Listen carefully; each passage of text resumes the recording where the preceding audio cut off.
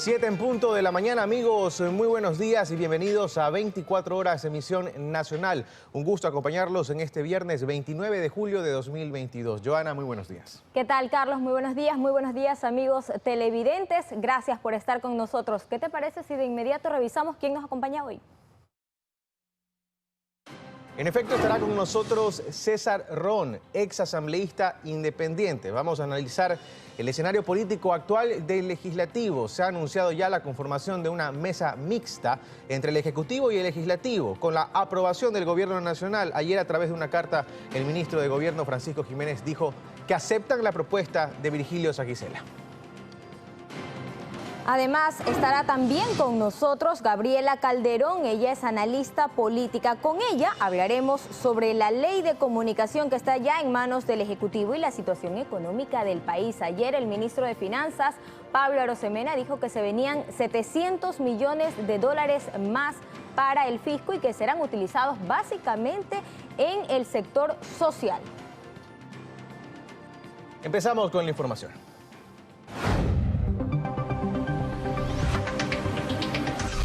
Y el prefecto de Cotopaxi, Jorge Guamán, y 8 personas más fueron detenidas este jueves dentro de una investigación por delincuencia organizada. La Fiscalía hace pocos minutos exactamente hizo pública una actualización sobre este tema. Dijo exactamente: presidenta de la Corte de Justicia de Cotopaxi dispone la prohibición de salida del país y presentaciones periódicas para el prefecto del GAT de Cotopaxi, Jorge Guamán, procesado con 8 personas más por delincuencia organizada. Es decir, le han otorgado medidas alternativas a la prisión preventiva, mientras que para los demás procesados, la magistrada aceptó el pedido de la Fiscalía y dispuso la prisión preventiva.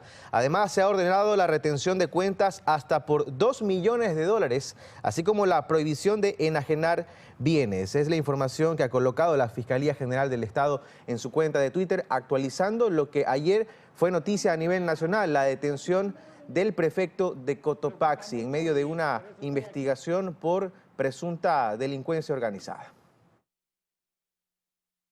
Fue el movimiento inusual que se registró en la prefectura de Cotopaxi. Dispositivos electrónicos y documentación recabada por Fiscalía dentro de una investigación previa por el delito de delincuencia organizada. Como este, se desarrollaron 31 allanamientos más, dando como resultado 9 detenidos con fines investigativos, entre ellos el prefecto de Cotopaxi, Jorge Guamán. Esta investigación lleva de manera sostenida por lo menos 1 año y medio, 2 años. Hay muchos familiares que están involucrados también bajo diferentes formas, como testaferrismo y algunas otras. Este es un trabajo, una minería de datos en cuanto tiene que ver a la forma de contratación, a la forma de enriquecerse. Aquí hay muchos delitos complejos. De acuerdo a las autoridades, Guamán habría cobrado dinero a cambio de cargos al interior de la prefectura, así como para la adjudicación de ciertos contratos. Al exterior de la Fiscalía de Cotopaxi, uno de los denunciantes aseveró que obtuvo información de trabajadores que fueron despedidos. Porque eso fue una compra-venta de cargos. Y me trajeron grabaciones en donde la mujer del prefecto era la que pedía $5.000. Guamán ha ocupado cargos como diputado nacional por la provincia de Cotopaxi. Fue presidente de la Comisión Especializada de Asuntos Indígenas y también coordinador nacional del movimiento Pachacutic. Se espera que en las próximas horas se desarrolle la audiencia de formulación de cargos en su contra. Daniela Valencia, 24 horas. Justamente en horas de la tarde se inició la audiencia que duró más de 12 horas y, como ya lo habíamos mencionado, la jueza dictaminó medidas cautelares en contra del prefecto de Cotopaxi. Ayer se esperaba también un pronunciamiento de parte de Pachacutic y de la dirigencia de la CONAIE. Ese pronunciamiento llegó hace aproximadamente 8 horas a través de su cuenta de Twitter. La CONAIE ha dicho que espera que la Fiscalía actúe de forma independiente, pero que también no se olvide de otros casos que presuntamente salpicarían a funcionarios del gobierno de Guillermo Lasso. Bien, son las 7 de la mañana con 5 minutos. Vamos con otros temas. Justamente, delincuentes quemaron 3 motocicletas policiales en los exteriores de las oficinas de la Policía Judicial del Cantón Daule. Los policías llegaban a este retén cuando, según los testigos del lugar de Daule, donde se originó todo esto, llegaron 3 hombres empezaron a distribuir gasolina y quemaron 3 motocicletas. Veíamos incluso que un vehículo resultó afectado, un vehículo particular, Carlos. Impresionantes imágenes. Según las investigaciones, esto obedece al desacuerdo de los continuos operativos que realizan los uniformados. Hay un claro mensaje. Ahí el crimen organizado le dice a la policía: con nosotros no te metas. No es la primera vez que se queman vehículos frente a unidades policiales. Hemos contado que incluso aquí dentro de Guayaquil, frente a una unidad, me parece del distrito La Florida, se quemó un vehículo y fue al final dejado un mensaje ahí de supuestamente los tiguerones que estarían relacionados con este tipo de hechos. Pero nuevamente el mensaje es claro de parte del crimen organizado. Escuchamos el directo. Esto obedece prácticamente a los diferentes operativos que hoy por hoy hemos realizado la Policía Nacional en nuestro sector, con la detención y desarticulación de bandas delictivas dedicadas al expendio de microtráfico y tenencia de armas de fuego. Entonces son los resultados que hemos venido dando a nivel local y lógicamente a nivel nacional. Y vamos con otros temas. 6 meses después del anuncio, la policía aún no recibe los equipos que se ofrecieron comprar con los 11 millones de dólares entregados por el gobierno, Carlos. Según el comandante general de la policía, Fausto Salinas, el problema es burocrático y nuevamente ha insistido en la necesidad de hablar de una declaratoria de emergencia. Y es que esta promesa se realizó en febrero, a inicios de este año, cuando hubo una masacre en la playita del Guasmo, acá en Guayaquil. El presidente de la República, Guillermo Lasso, y el alto mando policial incluso encabezaron un evento en ese punto exacto, prometiendo más apoyo a la Policía Nacional, pero también más recursos, 11 millones de dólares que a la fecha, terminando julio, todavía no se terminan de ejecutar. Ha dicho Salinas en este mismo espacio que en la primera semana de agosto vendrían, por ejemplo, nuevas camionetas, pero para los chalecos habría que esperar un poco más también habría que esperar para recibir los vehículos blindados que permitan a la Policía Nacional ingresar a sitios donde hoy no pueden ingresar porque son recibidos a tiros, por ejemplo, sociovivienda. Y aún no llegan esos recursos, mientras que en la otra orilla el crimen organizado tiene suficientes recursos y disponibles de forma inmediata. Hace pocos minutos veíamos un reportaje de nuestro compañero Alex Vargas en Ciudad Victoria, que denunciaban los habitantes de ese punto que más de 15 sujetos la noche anterior habían llegado en motocicletas e ingresaban a las viviendas. La policía tiene los equipos para llegar a ese punto. La policía está en condiciones de llegar en estos momentos a esos lugares donde la gente pide mayor seguridad. No solamente se necesitan los recursos, sino celeridad para hacer las compras, se ha dicho. 7 de la mañana con 8 minutos.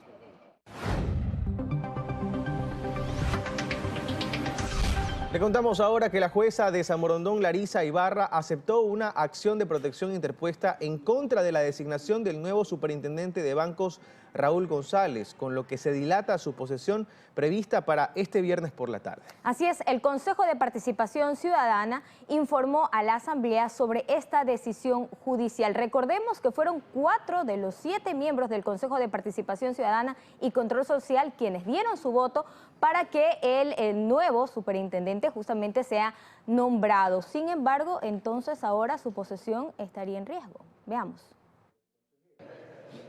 Este viernes por la tarde se tenía previsto que el Pleno de la Asamblea Nacional posesione a Raúl González como nuevo superintendente de bancos. Pero eso no ocurrirá, pues la jueza de la Unidad Judicial de San Borondón, Larisa Ibarra, aceptó una acción de protección con medida cautelar presentada contra los consejeros de Participación Ciudadana y ordenó suspender la posesión de González. Esta acción fue presentada por Michelle Dominique Guerra de Andrés, una ciudadana que pidió que la investidura de González se dilate, mientras la justicia resuelve si en el proceso de elección se vulneraron derechos, pues González fue el único que quedó de la terna presentada por el Ejecutivo.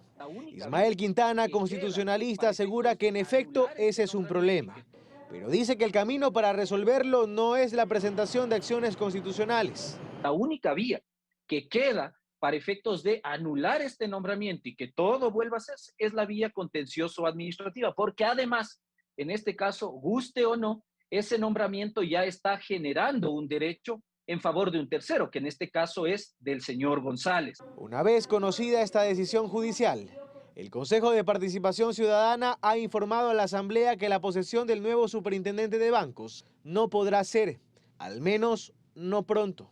Lo que me veo obligado a hacer es cumplir con las decisiones judiciales. No es nomás de decir, yo acato así nomás una medida cautelar que evidentemente es improcedente. ¿Qué tendría que hacer el Consejo? En principio, comparecer a la audiencia que seguramente ya ha sido convocada y en esa audiencia solicitar, al contestar la demanda, que se revoquen esas medidas cautelares. El proceso de designación de González no ha estado alejado de cuestionamientos, pues se lo ha señalado por presuntos conflictos de interés, entre ellos contratos que mantuvo con entidades públicas a través de una firma de su propiedad, o también su rol como liquidador del Banco Territorial.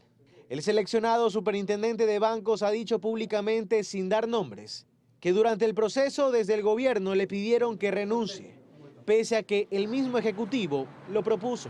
La jueza Larisa Ibarra ha citado a las partes involucradas a una audiencia pública que se llevará a cabo este viernes a las 2 de la tarde.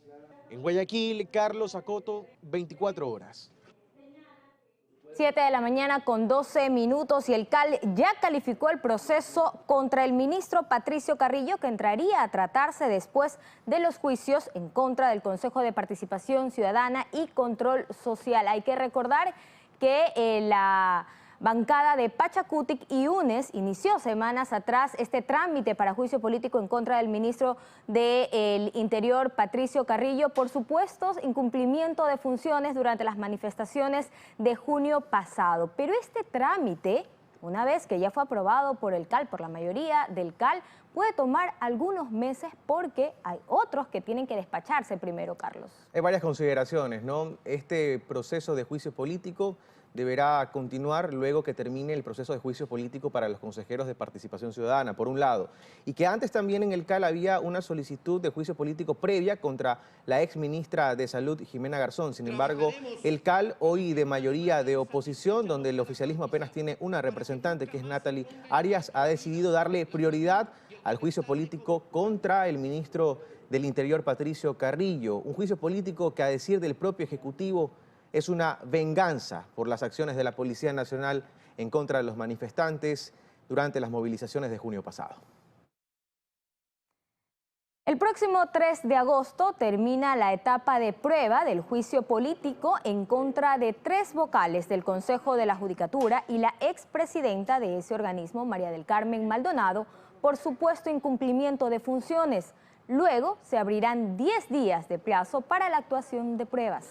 La Comisión de Fiscalización de la Asamblea Nacional al momento elabora un cronograma de comparecencias y ejecuta algunas pruebas solicitadas por las partes. Los 3 vocales que enfrentan el juicio político son Fausto Murillo, Ruth Barreno y Juan José Morillo, además de la expresidenta de la Judicatura, María del Carmen Maldonado. El presidente de esta comisión legislativa, Fernando Villavicencio, planteó que en la próxima sesión de la mesa se presente y apruebe el calendario de comparecencias.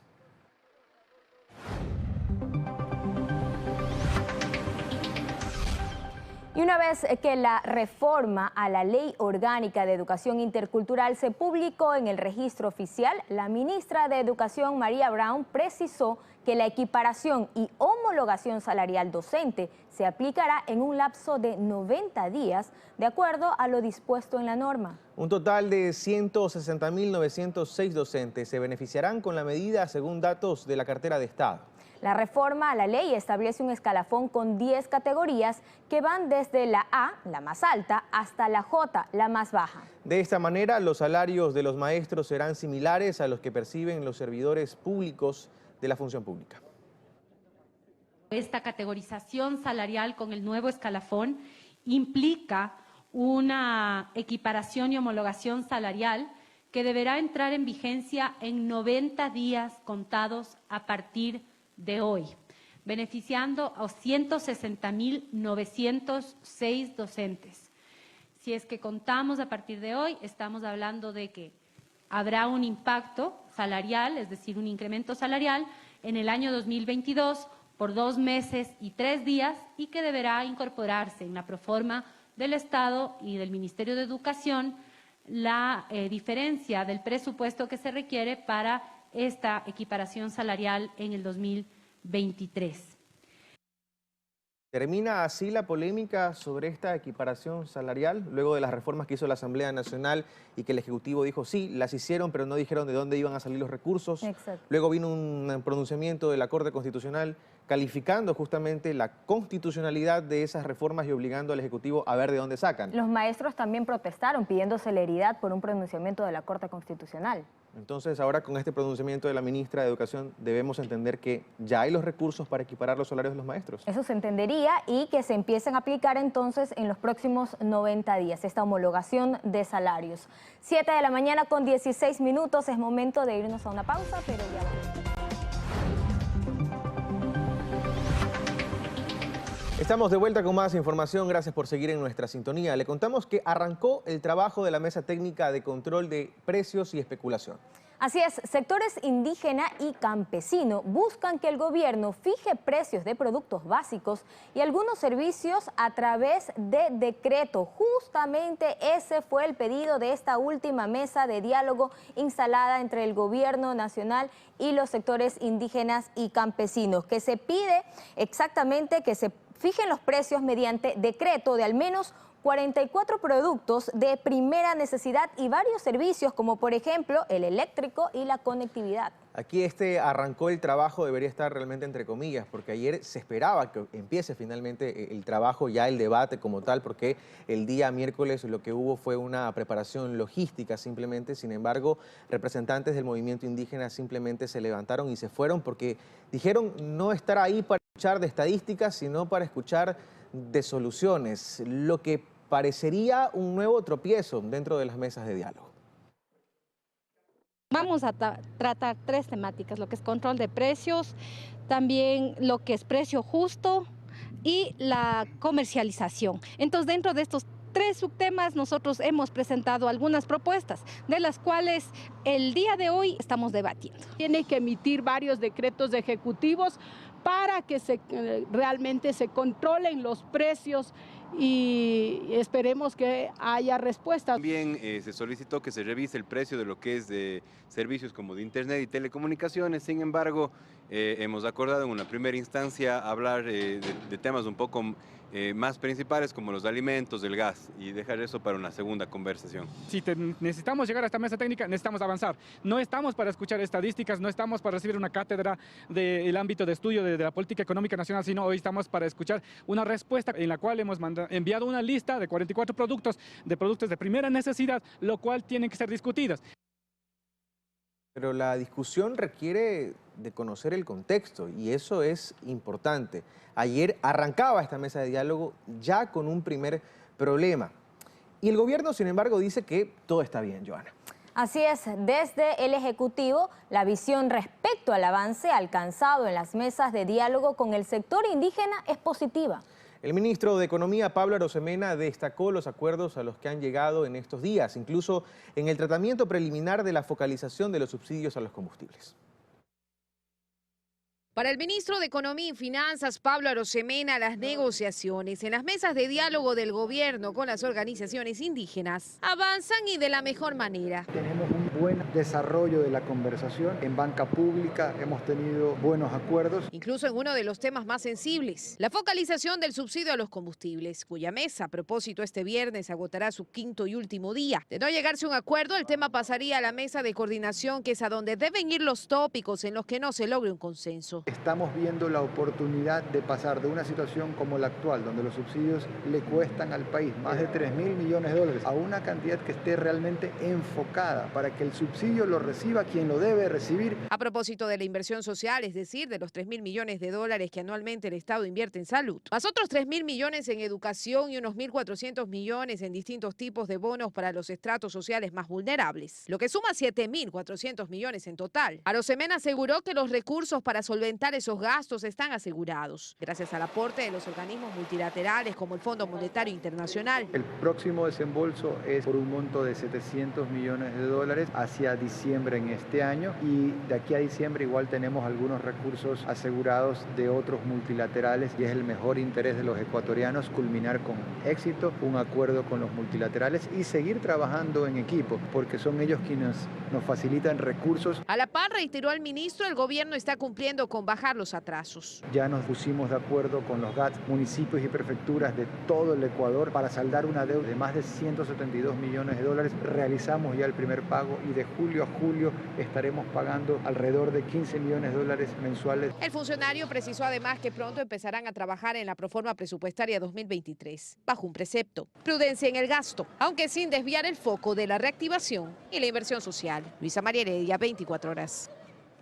7 de la mañana con 25 minutos y el gobierno nacional respondió de forma positiva al llamado que hizo días atrás el presidente de la Asamblea Nacional, Virgilio Saquicela. Respondimos la carta enviada por el presidente de la Asamblea Ecuador, escribió en su cuenta de Twitter Francisco Jiménez. El gobierno nacional, encabezado por nuestro presidente Lazo Guillermo, está abierto a conformar una comisión mixta que permita un diálogo respetuoso y claro para priorizar una agenda legislativa. Él envió esto mediante una carta, Carlos. Sí, que la vamos a ver en pantalla en este momento. Este es el oficio enviado por el ministro de Gobierno Francisco Jiménez al presidente del Legislativo Virgilio Saquicela, donde en el antepenúltimo párrafo se escribe lo siguiente: consecuentemente, atendiendo a su solicitud y por disposición del señor presidente, estamos dispuestos a realizar la primera reunión de acercamiento y coordinación para la integración de la comisión mixta que permita definir una agenda conjunta, para lo cual sugiero la semana del 1 al 5 de agosto. Es decir, la próxima semana podría haber un primer acercamiento, al menos esa es la voluntad del gobierno nacional, para sentarse a hablar con el legislativo en una mesa de coordinación. La idea que plantea Virgilio Saquicela, que no es una idea nueva, es una idea que escuchábamos a inicios de este periodo legislativo, por ejemplo, a legisladores como Alejandro Jaramillo, ex Izquierda Democrática, es que haya un organismo donde se discuta previamente los proyectos del Ejecutivo antes de ser enviados a la Asamblea Nacional. Una suerte de filtro previo. ¿Quiénes estarán conformando entonces esta comisión por parte del Ejecutivo? Eso lo sabremos más adelante, pero la fecha tentativa está la próxima semana. Veremos qué pasa. 7 de la mañana con 27 minutos. Nos vamos a una pausa, pero al volver venimos con nuestro segmento de entrevistas. Siga con nosotros. 7 de la mañana con 32 minutos, estamos de vuelta, listo con las entrevistas. Ya a esta hora de la mañana nos acompaña César Ron, ex asambleísta independiente, quien renunció al legislativo en marzo pasado. César, muy buenos días y bienvenido. ¿Qué tal estos meses alejado de la política? Gracias, Carlos. Joanita, qué gusto estar aquí. Bien, pues no me ve. Feliz, tranquilo. Y hoy el panorama es mucho más complejo, sobre todo para el Ejecutivo y para todos los ciudadanos. Se plantea como una salida la conformación de una mesa mixta, ha dicho Virgilio Saquicela en propuesta al Ejecutivo. El Ejecutivo ha dicho, ok, vamos, la próxima semana. ¿Qué puede cambiar a partir de eso? Siempre el diálogo es positivo, cuando el diálogo es constructivo, cuando del diálogo se va a obtener medidas, acciones, leyes positivas para el país. Leyes que la Asamblea no las hace. La Asamblea Nacional han pasado 5 meses desde que yo salí de la Asamblea Nacional. La situación en la Asamblea no ha mejorado, ha empeorado. ¿Qué leyes a favor del pueblo ecuatoriano han sacado? Ninguna. ¿Hacen leyes para mejorar el empleo? No. ¿Hacen leyes para la seguridad? No. ¿Hacen leyes para generar confianza e inversión en el país? No. Entonces, ¿de qué estamos hablando? La Asamblea Nacional, como un ente legislativo y de fiscalización que tiene que hacer leyes en el Ecuador, resulta que no tiene una agenda legislativa, porque van a ir a un diálogo, está muy bien. ¿Y cuáles son los proyectos de ley? ¿De qué vamos a hablar? Y en el otro lado, el Ejecutivo, que es colegislador, tiene que hacer lo propio, pues. Se van a sentar en una mesa de diálogo, está muy bien. Estos son los proyectos que necesitamos que se aprueben en el Ecuador para que empiece a cambiar el país, para que haya pues una intencionalidad, un norte, una dirección que el día de hoy no la tenemos. ¿Qué se puede esperar entonces de estas mesas de diálogo, de esta comisión mixta entre el gobierno y el Ejecutivo? ¿Ambas partes confían una en la otra o es simplemente que el gobierno respondió a este llamado de la Asamblea Nacional porque era lo políticamente correcto en ese momento, decir, sí, queremos avanzar en esta comisión mixta, vamos a conformarla, nos vamos a reunir, pero ¿realmente se va a ver un avance? Hay mucho distanciamiento el día de hoy entre la Asamblea y el Ejecutivo. La Asamblea es una asamblea opositora al régimen, radicalmente opositora al régimen. No es la asamblea del principio del gobierno, esta es otra asamblea. Esta es una nueva asamblea, entre comillas, opositora al régimen, radicalmente opositora al régimen. Y por lo tanto, sí, el régimen busca una llegada, un puente, un sentarse a conversar, a ver por dónde vienen los disparos de la Asamblea Nacional, de esta nueva Asamblea Nacional, donde el gobierno ha quedado reducido a la mínima expresión, donde el bloque del gobierno es un bloque totalmente minoritario, sin fuerza política dentro de la Asamblea. En la Asamblea Nacional, la nueva Asamblea, la oposición, va a hacer lo que quiera, va a aprobar lo que quiera, va a aprobar los proyectos de ley que a ellos les interesa, no los que les interesa al gobierno. En estas condiciones no hay gobernabilidad, porque no podemos estar hablando en un diálogo, ¿no?, de reflexión nacional como tiene que ser esta entrevista. Resulta pues que aquí se hace lo que yo digo y no lo que se necesita en el Ecuador. Se han olvidado del Ecuador y aquí hay que gastarse por el Ecuador. Ojalá estas mesas de diálogo sirvan para sentarnos en buscar proyectos y leyes en beneficio del pueblo ecuatoriano. ¿Y quién por parte del Ejecutivo está viendo y sentándose a decir, bueno, ¿de qué lado vienen las balas? ¿Con quién puedo hablar? El mismo Francisco Jiménez, que está en este momento en las mesas de diálogo con la CONAIE, ¿está también haciendo lo de la Asamblea? ¿O quién está en ese momento conversando con las bancadas, buscando votos, analizando la situación, mejorando el camino para llegar y presentar leyes? No conozco, es oficial la carta que envía a la Asamblea el ministro de Gobierno. Entonces se entendería que es Francisco Jiménez, como ministro de Gobierno, el operador político. Ese es trabajo del ministro de Gobierno, buscar los puentes con la Asamblea Nacional en base a proyectos concretos que todavía no los conocemos los ecuatorianos. Aquí se ha hablado mucho en el país de una reforma laboral. Bueno, esto se viene hablando desde el inicio del gobierno. Ya estamos en año y medio de gestión y no llega la reforma laboral al gobierno. Se enviará una reforma laboral en los términos que el gobierno planteaba al inicio a la Asamblea Nacional opositora el día de hoy.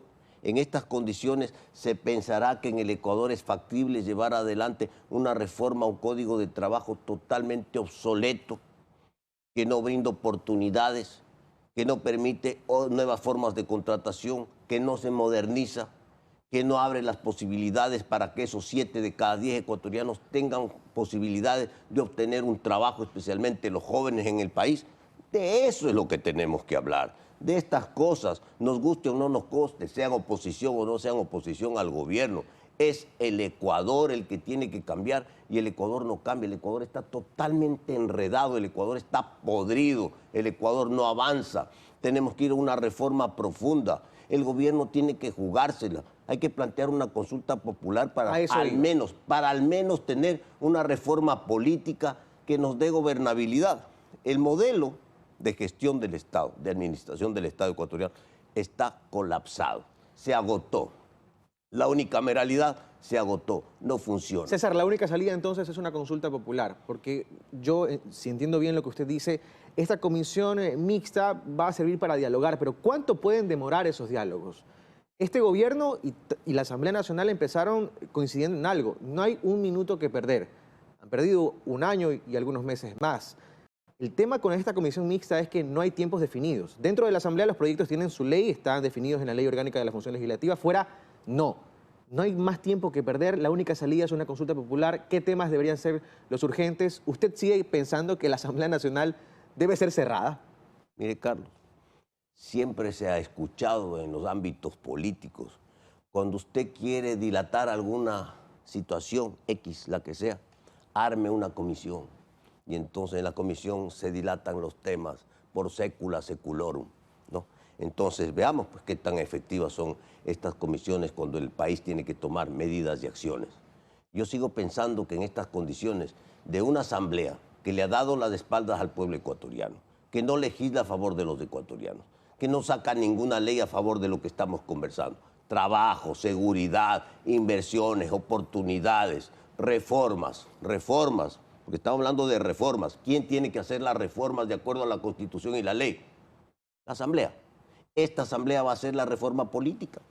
No. una reforma política pesada, que gracias a Dios, está allanado el camino porque tiene un dictamen de la Corte Constitucional. ¿Para qué? Para eliminar ese Consejo de Participación Ciudadana, para reducir el tamaño de esta Asamblea de 137, para achicarla, para hacer una Cámara Alta, para tener un filtro de tanta ley mala que se hace en el país y para tener no solo una acción de control político cruzado dentro de la Asamblea Nacional, sino elecciones en segunda vuelta para buscar la gobernabilidad del Ecuador. Un modelo de unicameralidad que mantiene secuestrado al Ejecutivo con el poder político y esta fragmentación de la Asamblea, con este sistema unicameral que tenemos, no da más. Y entonces, si al menos no planteamos esta reforma, que la Asamblea no la va a hacer a través de una consulta popular, no hay futuro en el Ecuador. Aquí hay que hacerse muchas reformas. ¿Qué más se podría hacer? Bueno, habrá que pensar también en una reforma puntual a la Constitución, preguntarle al pueblo ecuatoriano, ampliar esta reforma para que no sea solamente la reforma política, sino algo que le dé viabilidad al Ecuador. Y pensar seriamente en el país y llamar a una consulta que nos permita ir a una asamblea no constituyente, sino constitucional, para una reforma puntual a la Constitución de la República. Pero es momento de una consulta popular. Salimos de un paro que nos dejó más de $1.000 millones en pérdidas. Estamos en una expectativa de saber cuáles van a ser los resultados de las mesas de diálogo con la CONAIE. Hemos visto que cuando en teoría ya se cerraba una mesa, que se había llegado a un acuerdo, resulta que no, que son insuficientes los avances en ese momento, que se levantan en otras mesas diciendo que eso no era lo que se había empezado a hablar. Es momento de una consulta popular. Políticamente al presidente de la República le conviene, saldría victorioso de una consulta popular ahora. Mire, ¿por qué se pondría de pie el Ecuador y aplaudiría al presidente de la República? Solo con una acción, si cierra la Asamblea Nacional. Si el Ejecutivo se la juega y cierra la Asamblea Nacional, que no aporta nada, créalo, el Ecuador le va a aplaudir al gobierno. Pero viene el otro problema. Se cierra la Asamblea Nacional sin reforma política, para ir a elegir lo mismo después de 90 días. No hemos ganado nada, no hemos resuelto nada, no hemos arreglado nada. Entonces eso no se puede hacer. ¿Qué se tiene que hacer? Una consulta popular, hacer la reforma política. Y después de hacer la reforma política y tener día y hora para la consulta popular, en este año que está corriendo, que es año electoral, entonces sí, el Ejecutivo podría pensar seriamente en cerrar la Asamblea. ¿Para qué? Para ir a una nueva elección, pero con reforma política que permita la gobernabilidad del país. César Ron, ex asambleísta independiente, gracias por estar con nosotros esta mañana. Gabriela Calderón, analista política, económica. Vamos a hablar de diferentes temas. Muchísimas gracias por acompañarnos hoy. Y básicamente el día de ayer, en horas de la mañana, el ministro Pablo Arosemena, el ministro de Economía y Finanzas, aseguró que se está cumpliendo con el plan de pagos, que incluso vendrían $700 millones más por parte de los organismos multilaterales y que ese dinero iba a ser utilizado en el sector social para apuntarlo ya después de tantos problemas que han existido. Esto da a entender entonces que la relación con los multilaterales de Ecuador está bien con el cambio del ministro, que se van a cumplir los pagos y que casa adentro las finanzas se van a reordenar. Yo creo que el reordenamiento de las finanzas casa adentro se puede dar con o sin la relación con los multilaterales. Es independiente de eso porque requiere de reformas estructurales hechas en casa. Y sin esas reformas estructurales uno puede tener una relación excelente con los multilaterales, incluso te pueden dar mucho más financiamiento, pero es como lanzarle dinero a un saco roto. Es decir, si no se hacen esas reformas estructurales, es como lanzarle más dinero a algo que no funciona. Entonces, realmente lo que importa es cuál es el plan de gobierno, cuál es el plan, la serie de reformas que planeamos hacer, casa adentro, para que ese dinero no sea desperdiciado y derrochado como Gabriela, ha solido ser el caso. A su criterio, ¿cuáles son las reformas estructurales necesarias en este momento, en lo económico? Bueno, en lo económico hay unas que requieren de ajustes fiscales importantes, hay unas que requieren, pero no por el lado de aumentar los ingresos, sino por el lado de reducir el gasto, y eso es difícil con un gobierno tan debilitado, ¿no? Y hay otras reformas que requieren de cambios en la Asamblea, pero por ejemplo es interesante que la Cámara de Industrias con el Instituto Ecuatoriano de Economía Política le acaban de presentar decenas de ideas de reformas concretas, algunas incluso con el decreto ya, digamos, elaborado, y son reformas, 15 de, digamos, al menos, perdón, 25 de estas son algo que está en manos del Ejecutivo, es decir, no necesita ser aprobado por la Asamblea. Algunas de ellas se pueden hacer desde las autoridades del Banco Central y la Junta de Política, las dos juntas, la de Política y Regulación Monetaria y de Política y Regulación Financiera, que podrían ayudar a que hayan más créditos concedidos por parte de la banca, que es un tema que, por ejemplo, veo que se está tratando en las mesas de diálogo. La pregunta es si hay cosas que están en manos del Ejecutivo que no requieren de una aprobación de la Asamblea. Muchas de ellas incluso no tienen un impacto fiscal, porque uno podría entender que el impacto fiscal genera una dificultad en la implementación. ¿Por qué no se han hecho hasta ahora? Ya ha pasado un año. Y bueno, ahí estas propuestas existen y yo creo que vale la pena considerarlas. Por ejemplo, aquellas que liberarían recursos para que se puedan otorgar más créditos desde la banca. Yo creo que eso es importantísimo y implica básicamente dar retro en regulaciones implementadas por la anterior Junta de Política y Regulación Monetaria y Financiera.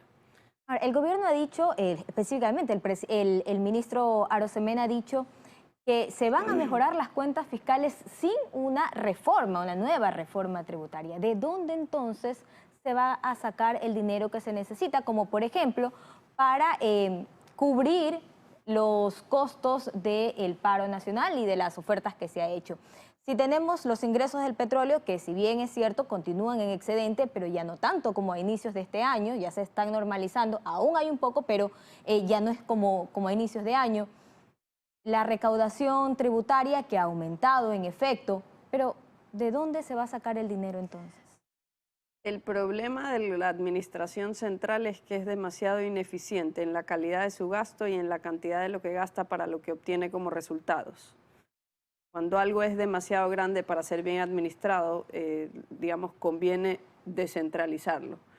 A mí me parece por eso importante hablar de esta propuesta que, bueno, le han llamado federalismo, pero luego han tratado de pedir que se dupliquen digamos, lo que se le entrega a los GATS del ingreso petrolero y del ingreso fiscal.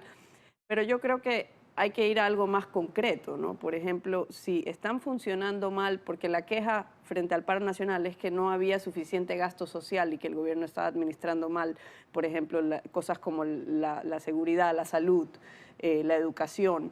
El tema está en que el sistema no funciona bien, es un gasto de mala calidad. Entonces, si uno le mete más dinero, probablemente no van a mejorar mucho los resultados. Pero si se descentraliza esa competencia con los recursos respectivos y con la capacidad de recaudar a nivel local para surtir esa competencia, no solo que se aumentaría el gasto, sino que incluso se podría reducir y obtener un mejor servicio. Es lo que sucedió con, por ejemplo, la competencia del aeropuerto en Guayaquil. Se pasó a pagar una tasa menor y obtener un mejor servicio. ¿Por qué no hacer eso con otras competencias? De esa manera el gobierno se libraría de ciertas responsabilidades y obligaciones que las podrían asumir los gobiernos locales puntualmente, como por ejemplo puede ser la Autoridad Portuaria de Guayaquil, o como por ejemplo podría ser el tema de los hospitales, porque ¿qué es lo que está sucediendo ahorita? Que se gasta igual o más que en años anteriores, porque en el ejercicio fiscal de este año, al menos entre enero y mayo, se gastó 17% más que el año anterior en el sector público, y la gente no ve los resultados. Pero eso no aplicaría para todas las ciudades. Si bien, por ejemplo, Guayaquil o Quito, las ciudades más grandes con mayor financiamiento lo podrían hacer, podrían asumir esas competencias porque tendrían más recursos, no ciudades más pequeñas. Sí, pero lo que pasa es que vendría por eso el proceso desde abajo. Las ciudades que deseen, los cantones que deseen, que no se sientan bien servidos por la administración central de un servicio público, como por ejemplo sucedió aquí hace 20 años, que la gente sentía que no funcionaba la administración del agua potable. Entonces se pidió la competencia y por mucho que haya sus defectos en el sistema, se amplió de manera impresionante la cobertura de la red de agua potable. Y hoy en día, digamos, estamos por encima del 90% en la cobertura de la red de agua potable, cosa que era otro mundo. Entonces el punto es, desde abajo deberían venir los cambios.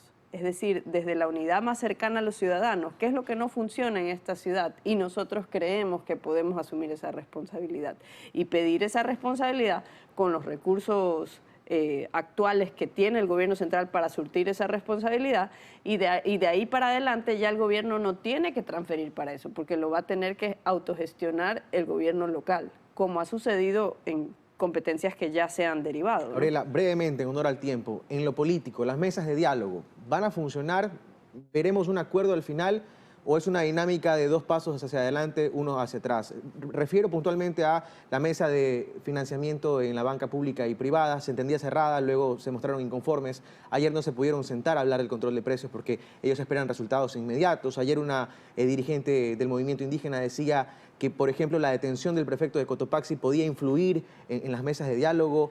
¿Esto va a funcionar? ¿Va a terminar bien? Parece como la estrategia del chantaje, ¿no? O sea, es como que no parece ser un diálogo entre iguales, sino que parece ser un diálogo en que las autoridades están como en una situación de debilidad frente a la otra parte. ¿Por qué? Porque realmente el diálogo no se dio por un proceso previsto en las leyes y la Constitución vigente, sino que se dio como resultado de una especie de tregua frente a lo que parecía ser digamos, un enfrentamiento explícitamente violento entre los ecuatorianos. A mí me preocupa la legitimidad de los acuerdos logrados en una mesa bajo esas condiciones. Yo creo que tienen escasa legitimidad porque no salen del proceso de la democracia representativa que supuestamente está vigente en este país. Veremos qué pasa entonces en octubre cuando se deben tener ya los resultados de estas mesas de diálogo. 10 en total, 7 de la mañana con 57 minutos. Muchísimas gracias, Gabriela, por acompañarnos hoy. Con esto despedimos nuestro segmento de entrevistas y el programa, pero ya vienen las noticias de la comunidad. Un gusto acompañarlos, que estén muy bien.